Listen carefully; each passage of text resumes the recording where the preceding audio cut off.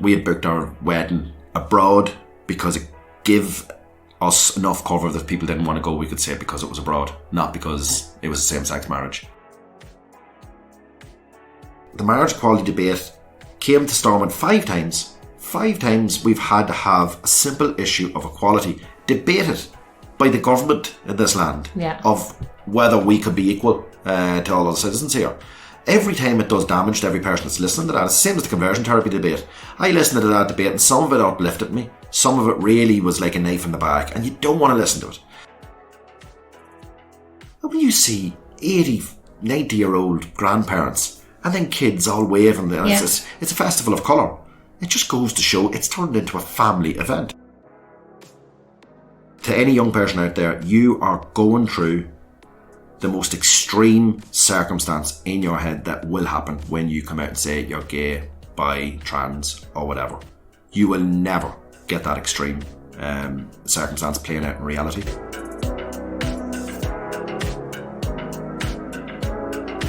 You've just been listening to the voice of SDLP Crossmaglen Councillor Pete Byrne, who has had a very busy few weeks while the motion to ban conversion therapy was debated in Stormont, and finally, after years of being on the table, it was passed. This is your host Elaine Ingram, and I got to speak to Pete, who told me his story about exactly what it was like growing up as a gay man and the struggles that he has had over the years and still does. Pete is a brilliant ambassador for the LGBTQ plus community, and I hope when you listen to him speak and tell his story that you'll understand just what I mean. I'm here with Pete Byrne, and it's really nice to have a chat with you today. The first thing I want to say is thanks a million for all of the updates you've been keeping us going with throughout this whole thing about all the restrictions lifting and everything, because I check your Facebook all the time and you just give just a straightforward account. If you go onto any of the websites, it's like you have to scroll down for a mile before they actually tell you what you can do and what you can't, but you seem to just like say this and this, which is great. Yeah, I suppose that was, and that's, I suppose, the role of the council over the last years to try and inform people in very difficult times. So it's very difficult for us to go through the information, try and distill it. But yes, at the start, when I started doing it, you have to continue it, because a lot of people are relying on it. So it's been a tricky year, but I'm sure there's other councillors doing it as well. Yeah, well, hopefully we won't have to be doing it for too much longer. Hopefully. Although I was in Newry today and it was absolutely packed. The first day back, this is the Monday, Bank Holiday Monday, the first day back, and I have to say a load of southern cars as well. Which it'll be interesting to see over the next couple of weeks what the numbers go like. But with a lot of people vaccinated, hopefully we're not going back to see spikes, but we'll have to slowly ease it. But yes, places are getting busier. Yeah. But the main thing I wanted to talk about with you today, Pete, was this huge milestone we had when the motion was passed. The UUP had brought the motion forward for banning conversion therapy. And I know this is something that you've been trying to have looked at for quite a long time. But finally it did get over the line with a few hiccups, but the motion has been passed, so it will be going ahead and being brought to... Yeah, and legislation being brought in. I suppose, a momentous day. And over the last number of years, citizens in Northern Ireland have had to rely on the courts and Westminster to legislate for rights for the LGBTQ plus community. So to have a situation where the majority vote has been passed in Stormont, an overwhelming vote of 59 people in Stormont to vote for it, is a monumental day. But we still have the legislation to come in front of us, and that's going to be difficult because the Communities Minister has to go away and come back up with the legislation, of which the debate will get more heated and when you get down into the nuances of the legislation. And obviously the change in leadership in the DUP since that vote will depend because Arlene Foster had abstained, hadn't she? Yeah, Arlene abstained on obviously voting for the amendment from the DUP, but then abstaining on the actual vote when it came through. I think 5 of the DUP had abstained, and I suppose who the new leader is will determine how the DUP come at and there's two very different schools of thoughts with who potentially the new leader might be. I mean, if it's Poots, we can safely say, I would imagine, that it will be a lot more difficult. It'll be a lot more hard line, I suppose. If you don't have to look far back into some of the statements from DUP MLAs or MPs in terms of the LGBTQ plus community. And, you know, the people who are supporting Poots and Poots himself have come out with some really disgraceful lines on the LGBTQ plus community. So, listen, we don't want to be stepping backwards, but I'm not depending on who the leader of the DUP is. I think there are enough right-thinking people in Stormont to get this legislation through. I really hope that when it comes to the point of legislating, that we don't have nonsense like the petition of concern rolled out, the try and block rights. I hope we can be a wee bit more respectful of the debate when it comes to that. But there's a long way to go. But listen, to get the vote passed is brilliant. Yeah, but they're talking about like loopholes in, you know, for religious reasons. Yep. And, you know, they tried to bring in that amendment where they said, you know, in terms of if it was, you know, a religious concern. In a religious setting. Yeah. And whether that actually was conversion therapy. And I was actually listening to Stephen Nolan the other day. And he was strongly criticised a couple of weeks ago because he had a debate on with two straight men, and there was somebody else from the, you know, that was opposing it. Yep. He was criticised for that about Sammy Wilson. They were debating what Sammy Wilson had said, some disgraceful comments that he had made, but there wasn't anybody there from the LGBTQ community. And since then, I was listening to him the other day, and he did have somebody on from the SDLP, but he was also talking about this whole, and that was before the vote was... Yeah, that was Seamus DeFeature from Belfast. Yeah. It was on from the SDLP, and he was talking about, are you trying to say that you can't pray? Yeah, make it illegal to pray. And I mean, he was bringing it down. He was completely missing the point. He was missing the point. He was completely missing the point. And the whole point here in the amendment from the DUP, they brought it in to try and say that churches offering pastoral care or sitting down and talking and preaching to people about their lifestyle doesn't constitute conversion therapy. But I'm sorry, it does. You know, if they were removing the lane... it's a human rights issue. Yeah, but they were removing the lane from Doug Beattie's motion that it stated that we didn't need a cure or a fix, that this wasn't something that needed cured or fixed. Now, the removal of that lane sort of opens up this whole nonsense of this... that's bandied around of pray the gay away. And they were allowing that this is simply pastoral care. If people want to follow the teachings of the Bible and they want to turn away from this lifestyle as if it's a life of sin, of which has been said to me before in a personal capacity, that they should be able to go and sit down with their local priest and seek a path to not fix themselves or not scratch their itch or whatever. And that fundamentally states that they believe that this is something that can be cured or fixed. And that's where they're wrong. So I do think because it's not a lifestyle choice. It's not a lifestyle choice. Yeah. As much as I don't choose the colour of eyes I'm born with, I choose the colour of hair that I have. Exactly. But I think they don't understand, and a lot of people in the DUP don't understand how much damage that big organisations like the church can do whenever they're allowed to practice or preach or speak about a minority community in a way that they need fixed. Now, for example, and I did touch on the story when I was talking to Stephen Nolan about my own experience with the church, where my husband now was asked to be godfather for my youngest brother's first child, and the church stopped it. The church stopped it when his name was on the form. Now, I discussed my elation of him being asked because it is sort of a vindication for our relationship. It's, the strongest way that my youngest brother could say, listen, we see you as equal as everybody else. But when his name went in and the church said, no, we can't allow Trevor to be godfather because he lives a life of sin. And the conversation, now, first of all, I got very, very angry. And I rang down to the parochial house and I was arguing with the priest. But what I got back was that you were born a sinner. This is a sinful life to live. Being gay is something you were born with this sinful thought. It's an itch that you're not allowed to scratch. You should give your life to God, but you went and scratched it. There's no way that you can be godfather to the child. So that itself had huge mental strain on me, and I didn't realise. Yeah. But it was afterwards, and I've said this now, but that's the first time that I had a panic attack, a nocturnal panic attack. How long ago was that, Pete? That was December 2012. We had just got married. You had just got married that year. We got married in September. We got married in Newry Town Hall in September 2012. Just 4 people were at the ceremony in Newry Town Hall because we were flying away to Newry to get to Spain, to get married. We flew to Mallorca to get married in Calidore, and we had booked our wedding abroad because it gave us enough cover that people didn't want to go. We could say because it was abroad, not because it was a same-sex marriage. So really? you have these thoughts. You don't want to do it at home because then, well, if you do it at home and then family don't come, they don't agree with it.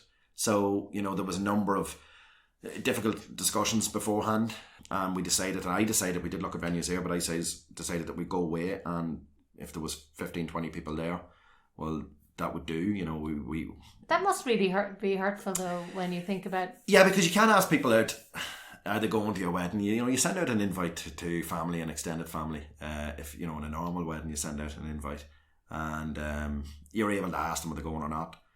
Asking family now, I sent out the invite. I done it in a real quirky way, which I done sort of a website video invite, and I had sent it out to everybody. And I was leaving it up to them if they wanted to book, because by asking them, I was then getting them to say back, we don't agree with this or whatever. And I wasn't putting myself in that situation of letting them say that back to me. So I had no idea who was going to the wedding. So when I booked it, and I put up all the details, and they could book themselves, so I wouldn't know the numbers until the day of the wedding, and that's exactly what had happened. And we ended up having 92 people flying over to Spain, which was amazing. Yeah. Do you find the majority of people have support you? Yeah, the majority of people support you, absolutely. But I suppose in a small rural town, and this is getting back to the thing about the church as well, but in a small rural town, people find maybe the conversations difficult. So when you first come out, you're a topic of conversation for everybody. I mean, I remember when me and Trevor moved into the flat together in Cross on the square, people thought we were just friends, but it slowly started to filter out that we were in a relationship. I remember walking across to the shop just to get the normal staples, bread, milk and whatever on Sunday night. And even the focus of, certain, shopkeepers just staring and it was obvious that people were talking that we were in a relationship and we were living across in the flat. And I started to get quite defensive. And when I went to the till, I sort of put the stuff down and I goes, we eat and drink the same as everybody else. Now, I shouldn't have said that. So I had a barrier up, so I was then guessing what people were thinking and that people were frowning upon. So I felt under the microscope all the time. Do you think maybe you over-exaggerated in your own head? Yeah, of course. Yeah. So it's broad acceptance from people, but you are afraid to come out because you don't think you will be accepted. You over-egg the sort of certain things you do in your life. Like I'm a big football fan. I was managing the soccer team at the time. Yeah, cartwheel. Yeah, so, people say, oh, you're pushing and being more, macho or manly or whatever because you're trying to hide such and such. So you're trying to overcompensate. Yeah. And maybe you were. I don't know. But I felt like I was waiting for people, the non-acceptance. But, and if people looked at me differently, I was misinterpreting that. But then when I got engaged, we had great reaction from people in the town. We had some bad reaction from people as well. People saying that, are you not thinking of what you're putting your family through and stuff? Do you not think of other people before you make decisions? Which is disgraceful. Yeah, you wouldn't ask that to anybody else who was getting married. Exactly. But when we got engaged, I had comments to me, you're taking it too far now. As if this was something that would blow over or whatever. When I delved into those comments from people that were pretty close to me, it said, people are accepting that you're living together. People have gone on. Now you're just rubbing people's faces in it by going and getting engaged. So, and that's where I came out and said, how far can I make decisions on my own life to build and live out my life to the level that I want without harming other people? So do I have to factor in how other people feel about the decisions that I make? Or how it makes, say, extended family members feel when they're going out and people are talking. Do I have to factor that in? So that made me quite defensive and angry. And I closed down and I never had a conversation with anybody. And I've said this on record now over the last couple of weeks. I only came out to 4 people. Yeah. 4 people. One of them was inside my family. What age were you when you came out? 24. That's a terrible burden to have to live with for all of those years up to that point. I went to Australia. So when I met Trevor in July 2005, I booked a flight to Australia 2 weeks later on my own. And I flew to Australia in October 2005. and I stayed there for a year and a half, and it sort of opened my eyes to more diversity and how it wasn't just this rural bubble. Whereabouts in Australia were you? It was a big jump. Yeah, well, I went to Sydney, my own, and then I stayed there for a couple of months, and then I moved up the coast. I went to New Zealand, moved up the coast to Cairns, and then flew over to Perth. So I met loads of different people, and I didn't go with anybody, so I could just get up and move. Like in Sydney, I bought a tent and I lived in the woods for 3-4 months. And were you openly telling any people over there? You didn't tell anybody you were gay? No, I just acted completely, as if, normal and just a single person. Well, now you said that word there, normal. I know, and that's a mistake that I make, in the sense that, no, I didn't use it as I'm away and nobody knows me, I could be myself. Yeah. I acted in what I grew up to believe was normal. Yeah. You know what I mean? And that's where, and then you'd sort of meet people and you're going out and you always find yourself in situations and, where, so people coming up to you and you don't want to get involved in it because, like, I was still... So you were still working this all out in your own head? I was still ringing Trevor every week. Yeah. And saying, having conversations. He was going to fly over and the whole lot. He then went on and went to America after college for a year, actually. He went to America on his J1. And I came back from Australia and flew out to America. Yeah. And met him and his friends out in America, and that's when it all started to come out. So when he came back home, we rented a flat in the Cross. You knew he was the one. Yeah, I did. Yeah. I did, and you know what? It's I suppose it's difficult because you don't meet that many people, and it's the the relief of somebody like-minded, and you could see a future for yourself. Yeah, and I think you sort of. Everything sort of moved very, very quickly, but it was the acceptance of him with my family and friends. Like, he gets on with everybody down the town more than I do. Like, right. he's it's where he was in Crossmaglen a lifetime. But so when those comments of you're bringing it too far when we get engaged, they become even more hurting because I thought everybody was okay with this. Yeah, he's not all okay with this. Like. All the boys I hang about with, as if they were kind of saying, "Oh, it's just a phase." You know? But instead of saying this is who you are. Yeah, I go down and run poker in the town. We run poker competitions, and I'm involved in everything. I'm involved in the soccer club. I teach in maths, and I was volunteering up in the school and children here. And I was thinking nobody is an issue, but then suddenly this comment comes out, and then suddenly that thing happens with the Godfather, and I just go, this all started, maybe snowballing into something bigger. There's huge, negativity out there that I'm not just seeing. Yeah. How many more people think like this? And that's what annoyed me about the priest. Because how many more people have you said this to? What effect has it had on those people? Well, this is the thing. So you became, inadvertently involved in, supporting the gay rights and the gay community because... Yep. Obviously, you wanted to keep this all, private to yourself as your own family, your own business, and everything else. But you saw that you had to say something. Yeah, I never speak out on certain things, and you might find that very hard to believe because you're a public rep now, you're a councillor. But I was quite quiet at school. If you talked to anybody that was at school with me, they wouldn't have heard me talk much. I was quite reserved at school. I would always be on my own.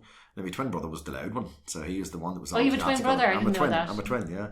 So, I was quite quiet. I didn't usually have conversations about things like this, and obviously when I met Trevor, I never had the conversation about my relationship. I didn't have to sit people down and talk about it. I just got on with my life and says, listen, it's none of their business. They'll all find out or work it out as it goes on.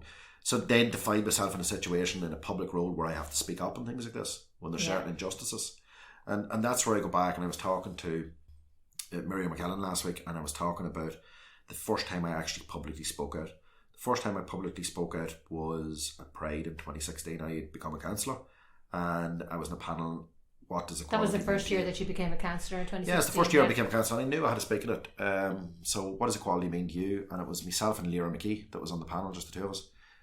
And I was beyond nervous because here's me speaking from a personal capacity, and I always thought it's nobody's business. That comment of, how far are you going to push it? You're pushing it too far, and all your, people are finding your life difficult, and them having to explain it. And I'm thinking, if I speak publicly now, more and more people will know about my life. So I was sort of quite reluctant. And I remember even beforehand, I had a lot of generic notes written out about LGBTQ issues. And I turned to Leah and she was quite comfortable. It was the first time I met her. And I says, I'm really nervous. What are you talking about? She says, I'm coming from an angle of the church. And I goes, Jesus Christ. And she goes, just speak personally, because that's what people want to hear. They want to hear your personal experiences. You won't have all the answers, but just speak personally from your... It just makes other people feel like, there's other people out there just like them that have gone through all this. Yeah, and I did. I spoke personally that night about my experiences, and it resonated with people, and I got questions from the floor about trans issues, and I had to put my hands up and say I don't know, but I will look into it, because people think that those in the LGBTQ plus community know all the issues right across the spectrum, and we don't. But the more I discussed and talked to groups that are working on trans healthcare and stuff like that, I realised I have to speak up on this. So I used my role in council to promote Pride, to speak up on trans healthcare issues and the big waiting list that you have in Brackenburn, and how people are being pushed into the private sector and certain things like that there. We don't have adequate healthcare here in Northern Ireland that you would have right around the rest of the UK. And the more you read up it, the more you realise that we have a systemic problem here. With access to how we're treated and how the community is treated in Northern Ireland. In Northern Ireland, I mean, they're so far behind in terms of, equal rights. Right up to like the Marriage Equality Act. It was the last place on the island to... Yes, the last place on the island, but, people... And that whole Asher's Bakery... The Asher's Bakery case, which is embarrassing, because that even I had, I run a headstone business, and I had people actually around that case saying, if somebody came in and asked for something to be carved in a headstone, would you stop it, whatever, and... so it started the bigger conversation. But I suppose when you impose as a business your viewpoint on other people paying customers, that's where it's completely wrong. But when you go back to the marriage equality thing, we're the last place to legislate here. People forget that the marriage equality debate came to Stormont 5 times. 5 times we've had to have a simple issue of equality debated by the government in this land of whether we could be equal to all other citizens here. Every time it does damage to every person that's listening to that. It's the same as the conversion therapy debate. I listened to that debate, and some of it uplifted me. Some of it really was like a knife in the back, and you don't want to listen to it. So that marriage equality debate being repeated 5 times and then passing by a single vote on the 5th time and being blocked by the petition of concern is hugely damaging to this community here. So we shouldn't have to, and it went through the courts, and it ended up Conor McGinn taking it through Westminster when Stormont had collapsed. Coming in 2019, I think it was October 2019 when it had come in with the collapse of Stormont. And it came to a Westminster vote. I think it was 383 votes passed in Westminster, but the DUP opposed it at Westminster. They voted against it. A former Northern Ireland Secretary of State, James Brokenshire, voted against it at Westminster. So you realise that the people who is the biggest party in Northern Ireland is the DUP. They're sitting in the position of First Minister. You've got Secretary of States from a Tory government are voting against rights issues for a minority community here in Northern Ireland that are afforded to everybody in England, Scotland and Wales. Yeah. And that's sort of playing the politics of it. So, I have a real bone to pick with any party that used the petition of concern to block these issues. That's not what it was set up for. And that's why... It's always interesting to me, how they can pick and choose when it's an all UK issue like Brexit. Yeah. Even though Northern Ireland, Exactly. The way they voted in Northern Ireland to remain, and then they said, well, it's the whole of the UK. We want the same as the UK, but not unless in certain things. LGBT issues, abortion or whatever, or any issues we want to have our own say in this. And that's a huge difficulty going forward. And that's why I think, this issue in conversion therapy, listen to the debate, I think it's 2 weeks ago now since the debate happened. You had politicians here that are meant to be speaking out for everybody in the areas that they represent, talking about fixing people up. If somebody has an affliction of same-sex feelings, and I'm going, as if this is some illness that they have. Yeah. Those lines and that language is hugely damaging. There is only so many times that you can invalidate, criticise, humiliate people in the LGBTQ plus community, and before it has an effect, a real damaging effect on their mental health, a self-destructive effect on their mental health. And that's where you get strong. I feel as if I'm a strong person because I've been independent my whole life. I went up and went travelling on my own, and I sort of, learned by getting, wee chinks in your armour and sort of built up your resilience. And I have a huge wall up as well. But other people that aren't fit to deal with those issues, how are they affected mentally? Because when I thought I was quite strong But when I go to bed and I was sleeping, I'm waking out of my sleep screaming, thinking that I am going to die. Now, wake out, Panic sweating, attacks. screaming, can't breathe, feel like my heart's going to explode and I'm going to die. And I need comfort and, you know, the rubbing on the back and whatever and trying to calm me down and then go back to sleep. And I know that's going to happen the next night. And I know I won't die. But the next night, it's as extreme. And this is all going because of the burden of the people that we put into elected positions and people in big organisations like the church or whatever are perpetuating this and making it worse and worse and worse. There's, you know, it's not a coincidence that, you know, the suicide rates in the LGBTQ That's what I was plus going to community say. It's a huge... You know, 7 times Yeah. in you know, in the LGBT community, 7 times higher. And we can't go out and say we are serious about mental health, and it's bandied around all the time as a buzzword, mental health, and then conduct a debate on an issue as serious as conversion therapy in the way that we've done over the last couple of weeks. Yeah, I mean, conversion therapy is something that when you actually think about it, I mean, I didn't even realise that this was still a thing. I watched a film a few weeks ago about it called Boy Erased. It was a very good film. Nicole Kidman's in it, and it's really good. But I really didn't. I mean, it was set in the 80s, something like that. Yeah. I really didn't think this was still an issue. I find it hard to believe that it actually is. But what people think, and I suppose I must watch that film, and there was a book that Andrew Muir from the Lions Party, he talked about that book, and I'm going to grab it. It's very good. It's on Netflix. There's 2 books he said, well, I'll actually watch it tonight then. Yeah. There's 2 books he said that I want to pick up as well. But here's why people don't think it still exists. Because the physical manifestations of conversion therapy are probably no longer practiced, but not practiced publicly. You know, where people are being, you know, the electrocution or whatever, or the corrective rape and stuff like that there, which would horrify absolutely everybody.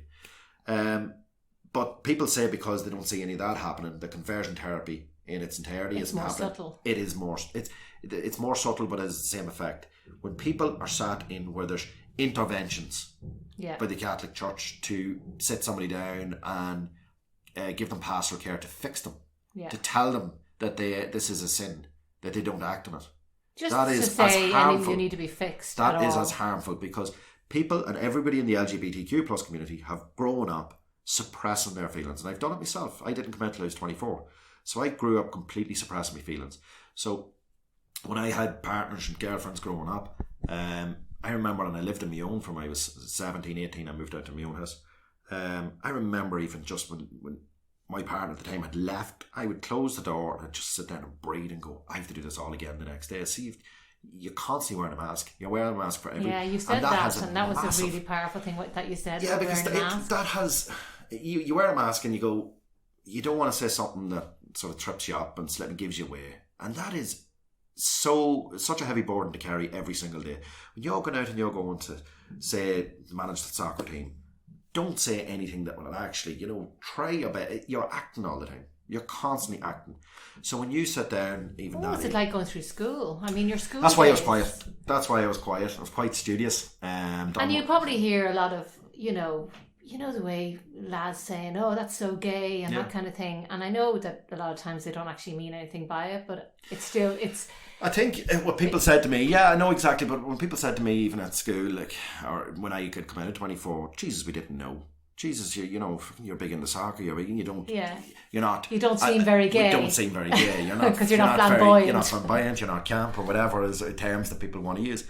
Jesus, we didn't know. So at school, nobody had an inkling, and I was quiet.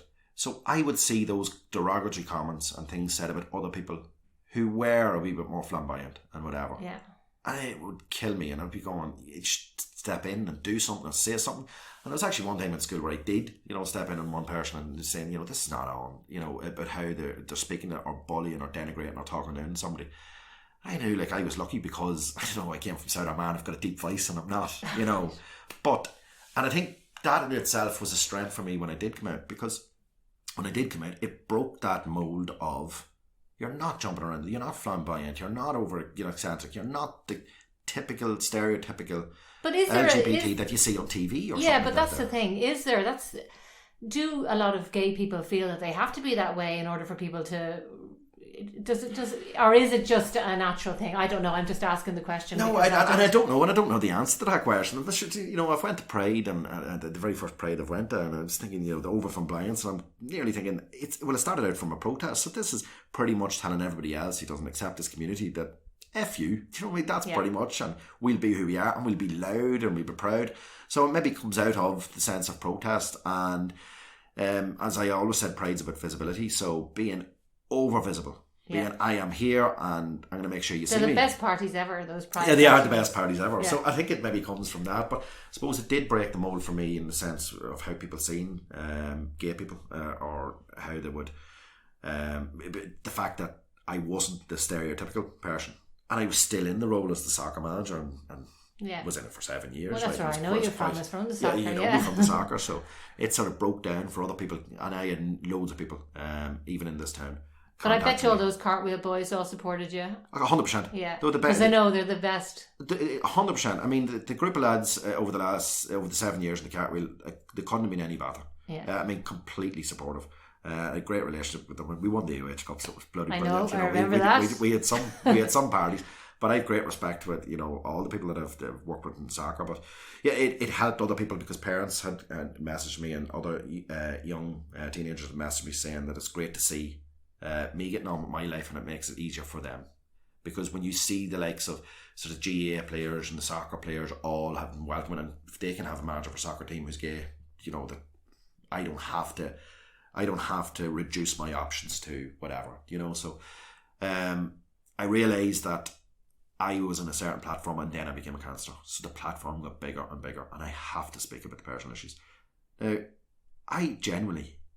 I'm not comfortable speaking about personal issues. I always think, that's my life. See, before I became councillor, if you can go back through my social media, even the day I got married, I don't post on social media. Now, I was on social media. I am not the person who's commented, never put up photos, never posting. Yeah. So I was always reserved. And now it feels alien. So I suppose over the last year, over posting, it feels alien to me. But now I'm sort of changing how I react in social media. I'm in the councillor role. But I said when I leave public life, I'll probably leave social media too, because I'm quite a reserved person. I like to be private in my life, but I can't be private in issues now in Northern Ireland. If I sat back in the conversion therapy debate and I didn't speak about the personal issues and the personal comments that were said to me from the church, that was pretty much this pastor care talking therapy that was so damaging, and how it damaged me, who people see as a strong person, then I would be kicking myself. Irrelevant of how the vote went. We all have an obligation and a duty to bring this down to the personal level. I said, this is the effect that it's having on us. Well, that's what we need to see. It's like everything, it does have to be brought down to a personal level, because it can't be seen as just an issue. If it's just an issue, then it's just something out there in the ether, But if it's people talk about their own personal experiences, then it's real. And there are people out there living, and it must be therapeutic in some way for you, or is it to feel that you're helping others? Is that? It's bloody terrifying. And it is therapeutic in a sense, but afterwards you realise you've done the right thing. But the amount of people that have contacted me over the last 2 weeks from a number of interviews, I've been astonished by it. I haven't been contacted by as many people on any issue. I mean, emails, texts from people right round the country, down as far as Cork, saying that it was great to hear a voice that they can identify with. Yeah. That it's not just the sound bites and the stuff coming out, it is something real that they feel as well. But not even for gay people, for people anybody who aren't gay to understand. Yeah, the issues, and this is the wider issue of talking about mental health. We only can understand issues if we listen to the people in those communities that are going through those issues. Yeah. And we get that from when you come out. I suppose the conversation is, with your family, extended family and friends who possibly grew up not having somebody from the LGBTQ plus community among them. Even though they didn't realise. I was just going to say, it's like saying there's no gay footballers. Yeah. Or there's no, of course they did. But they can have an opinion, they can say whatever they want, because they're not affecting anybody around them, because, they don't have, a gay person in their circle or whatever. So they're not personally connected to the derogatory comments that they're saying. So when you come out, people in your family have to think and talk about these issues in a different way. It's the same as the marriage equality debate in the South. To have a referendum on it, families had to start discussing it. Yeah. Families, and everybody would, know somebody from the LGBTQ plus community that's close to their family, or close to a friend or whatever. And you had to actually sit down and talk about these issues. Now, when you come out, you put your family in that situation Yeah. where they have to confront these. They have to be careful with their language, because now what they thought about being gay beforehand is now, when they say it, they have to think, well, how does that affect Pete? It's not just somebody gay, it is a person I know. Yeah, exactly. And so the visibility of it all is huge. And that's why when it comes around to these debates, to talk about the personal side of it, when people listen, and the UUP, I think Doug Beattie has been excellent in this issue. He walked behind me in Belfast Pride last year. He walked, I think it was the year before last, and they had the Union Jack in the trans colours, and he walked in Belfast Pride. There was a lot of people shouting really positive comments to him, and I thought, fair play to you. He is engaging with the LGBTQ plus community. He's listening, and he wants to use his position in Stormont to make positive change.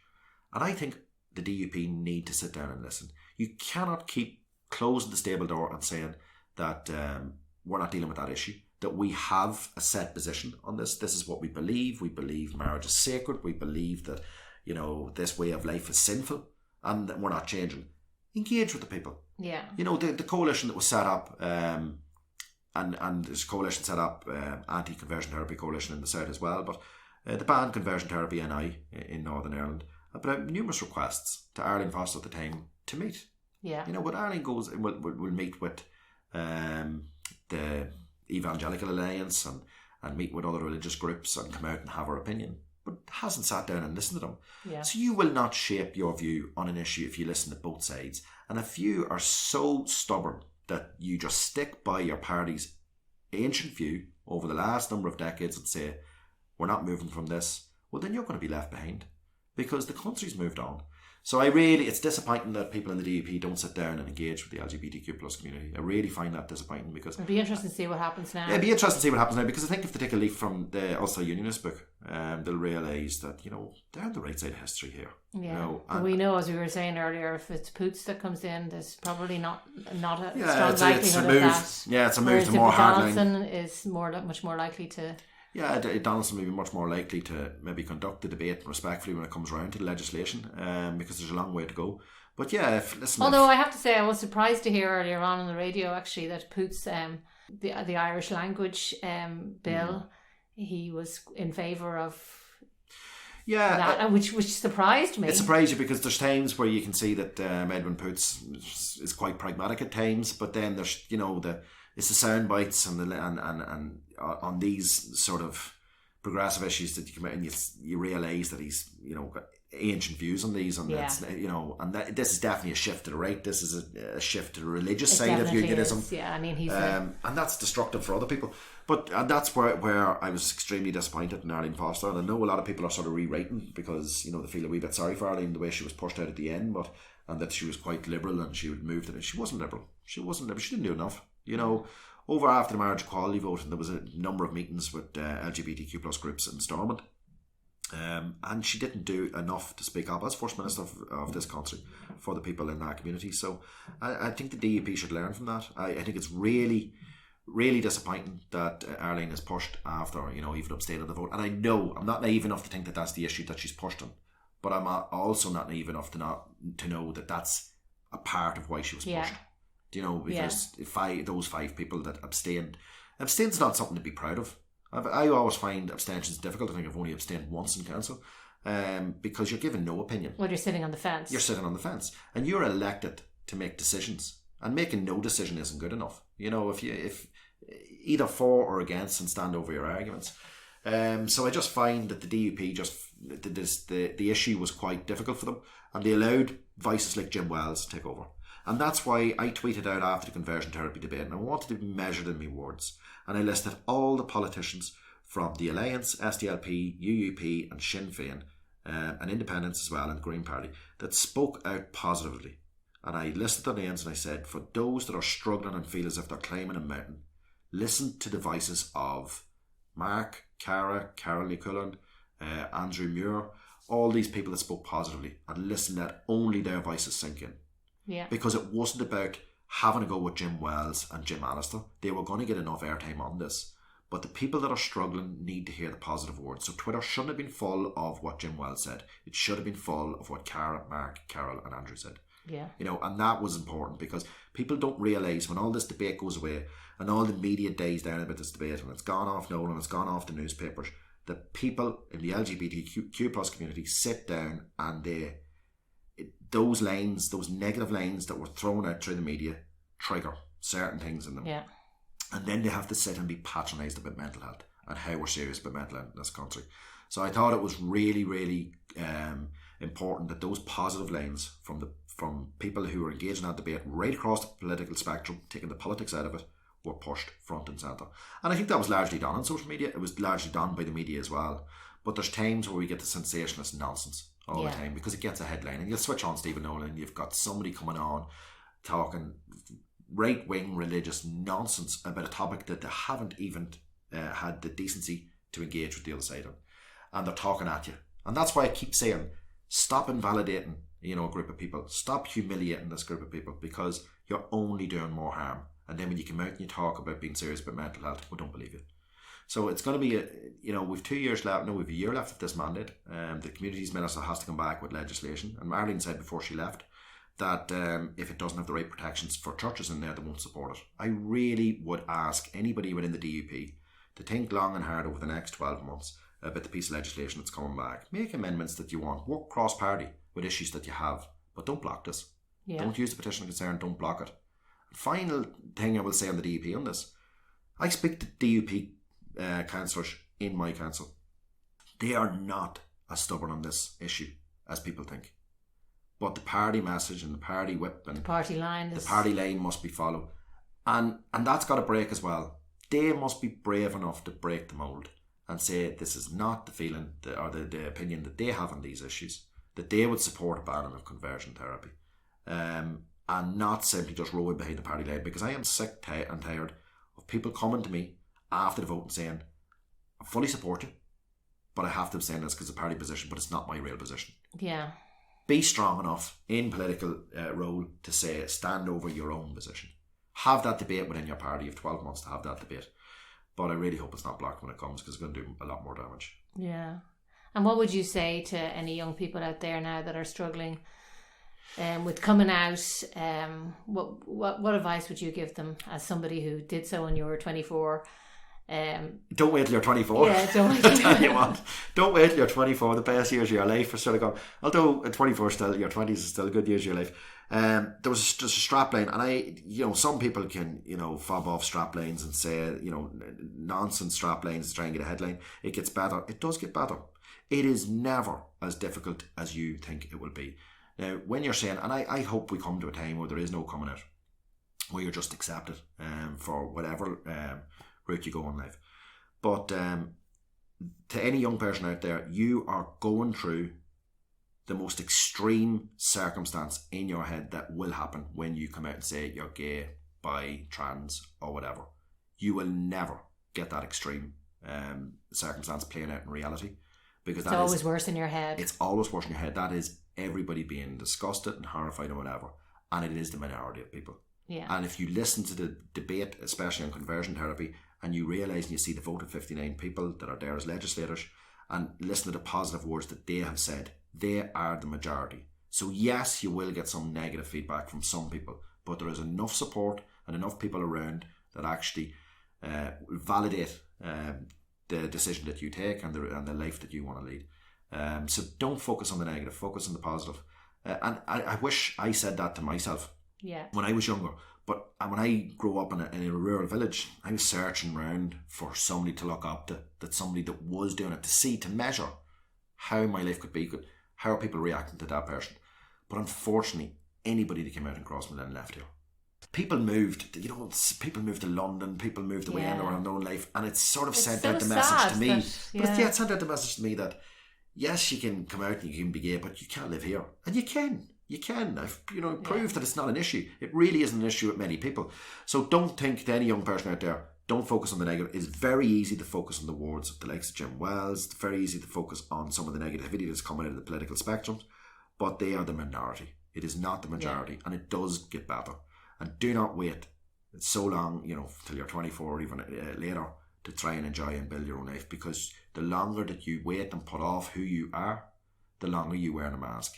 Yeah. And every day you wear a mask, you are put another nick in your armour. You're creating more issues that you have to deal with. Now, if I think back at all the mental, I suppose, the issues that I've dealt with in my head, I could sit down and maybe open up to somebody and realise that they're having an effect on my daily life, the way I build a wall or I might snap at people or whatever. And that's because I've sort of hid who I was for 10 years since I knew. So I'm asking people to be true to themselves straight away. You don't have to move away from here. There's enough people welcoming you. And I think, as you say, go to Pride, see when we get back up opened, see the party and the celebration that it is. It's and such a look positive, look at the day. people around you. Yeah. On the first Pride I walked and I thought, I was bloody terrified, and I was thinking, how people will react on the side. And when you see 80, 90-year-old grandparents and then kids all waving, and it's a festival of colour. It just goes to show it's turned into a family event. Yeah. And that's because and the more children accepted. that are brought to things like that. I mean, I definitely think there's a change in perception from younger people. I mean, I have a 13-year-old in school, and it is just absolutely blasé. Whatever anybody's sexuality is, it's just accepted. Yeah. Now, obviously, as you say, it's not going to be the case with everybody. With everybody, no. It's definitely the majority. And that's the main message I can put out there. Focus on the words of the majority, because they're supportive words and they will help with any feelings that you have for coming out. And don't focus on the negatives. We always focus on the negatives. We're always, as a people, glass half empty. You could go through social media. Exactly, but you could go through social media and there could be so many comments and you get offended by the one negative comment, you'll hone in on it. Forget it. Yeah. Although if you go on Twitter, it's probably all negative, but it just seems to be a negative aspect at times. But no, I think there's a lot more support out there than people realise. It's never as bad as it is in your head. And reach out to people in positions in your community. There's plenty of good charities that's working out there. I mean, there's a lot of good charities working in URI and LGBT plus issues, but there's outreach work and stuff like that there. Within your local youth clubs, there's a lot of work going on with Cara Friend coming in and helping out, and there's a lot of stuff going on through schools and programs. But reach out, send a message even to. I've been inundated with messages over the last 2 weeks from people of all ages. Yeah. Reach out, because I wish I had that avenue when I was younger to reach out and talk to people and see, because some of the things that you have in your head, they're over the top in your head. So stay positive, glass half full, and it does get better. It really does get better. And what about any parents out there who maybe suspect that their child is gay and they're afraid to come out? What would you say that maybe how should they approach it? Again, speak to like-minded parents or parents that are in the same situation. I suppose even there's a great group set up in URI and it's parents that come together of where they've got LGBT kids, and they sit down and discuss certain issues and educating themselves. And I know when it comes around the Pride, they host that group hosts wine and cheese night. It's the bloody best night of Pride. It's great crack. But they, from opening up and having conversations, they can educate themselves, because some people, and I think it's really unfair that certain parents, wherever you're growing up and whatever community you're growing up, if it's a rural community, sort of get tarred with the brush that they're maybe homophobic or that they won't be as receptive as somebody else in an urban city or whatever. I mean, that's because they're not educated. They don't know about, the issues, LGBTQ plus issues. So I don't think you should hammer people. You should sit down and try and talk to them. But I would ask parents to, even reach out, even to people like me. If you have any questions, ask me. Yeah. Ask people in the same position. Usually it's through fear of them saying or doing the wrong thing. Well, that's parents. What I was going to say. Yeah, a lot of times they're afraid of saying the wrong thing. But I say the wrong thing. Yeah. I say the wrong thing. I sat in that talk with Lyra McKee in 2016, and I sort of got heckled a wee bit on something that he said about trans issues, because I used the wrong terms, I used the wrong words. We will make mistakes. I'll make mistakes. I'll still use the wrong words in a bloody debate. Yeah. It's not meant, but I will try and educate. When I realise that I've said the wrong words or I haven't come across wrong, I'll talk to the certain groups and I'll say, well, what way could I have done that better? Educate me. And I think there is a fear of afraid to say something because of saying the wrong thing or hurting. So if you realise that it's not coming from a place of where you're trying to hurt somebody or trying to be disrespectful of somebody's sexuality or whatever, when you realise and sit down and say, listen, I just don't know what the way to go about this. Yeah. I will make mistakes, but I am generally not doing it out of any reason of disrespect. And so, parents find it hard, siblings find it hard, but you're only, the topic of conversation moves on very quickly in this place. Yeah. So somebody's, the next thing is big news. It really isn't that big a news, but there's a lot of support out there. Yeah. Reach out and ask for it. We're very bad at asking for help, but it's better to ask for help than sit and torture yourself mentally for a number of years, because that has an effect. I'm proof that has an effect, because dealing with some of the mental trauma that I have over the life of growing up and trying to wear a mask for so long, I stood up. How are you now? I'm good. I keep myself busy. I talk a lot now, when I didn't in the past, and I suppose I put an awful lot down to pressures that I put on myself. But yeah, I still struggle at night. I mean, after the conversion therapy debate, was one of the nights that I woke up in a panic, screaming. But I suppose that's awful, Pete. That's terrible. It is, but I'm trying to, I do a number of things where I could just, write out lists of what I want to get done that day or whatever, and try and break this down. And you have Trevor. Yeah, and I have, and he's great. He's great. At the start, it was like he generally thought, yeah, you're going to die, I better do something, I'm going to ring an ambulance.